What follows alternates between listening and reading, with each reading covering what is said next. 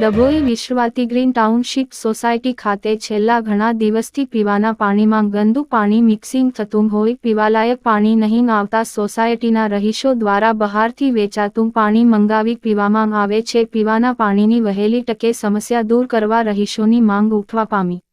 Dabhoi વિશ્વાંતિ green township society ખાતે છેલ્લા 15 દિવસ ઉપરાંતથી પીવાના પાણીમાં ગંદુ પાણી આવતું હોય સોસાયટીના રહીશો દ્વારા બહારથી વેચાતું પાણી મંગાવવું પડે છે। ડભોઈ નગરપાલિકામાં વારંવાર રજૂઆત કરવા છતાં તંત્ર દ્વારા કોઈ ધ્યાન આપવામાં આવતું નથી। છેલ્લા 15 દિવસ ઉપરાંત પીવાના પાણીમાં ગંદુ પાણી મિક્સિંગ થતું હોય પીવાલાયક પાણી આવતું નથી। પાણીમાં એટલી બધી દુર્ગંધ મળતું હોય જેથી કરી રહીશો દ્વારા નગરપાલિકાને રજૂઆતો કરવા છતાં આજ દિન સુધી તેનો કોઈ નિકાલ ન આવતા હોય વહેલી તકે ઉનાળાની ઋતુમાં પીવાલાયક પાણીની સમસ્યા દૂર કરે દ્વારા વેરો પણ ભરવામાં આવતો હોય કાયદેસર છતાં પણ કોઈ ધ્યાન નહીં આપતા હોવાથી વહેલી તકે પાણીની સમસ્યા દૂર કરે તેવી સોસાયટી વિસ્તારના રહીશોની માંગ ઉઠવા પામી હતી। રિપોર્ટર ફઝલ રજા ખત્રી, GPK ન્યૂઝ।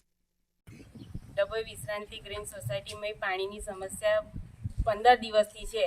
આજે નગરપાલિકાવાળા પાણીની સમસ્યા વહેલા તકે હલ કરે તો સારું રહેશે કે પાણી પીવા લાયક આવતું જ નથી અને ગંદુ તો એટલું આવે છે પણ ફીણવાળું સ્મેલ તો બહુ જ મારે જાણે ગટર।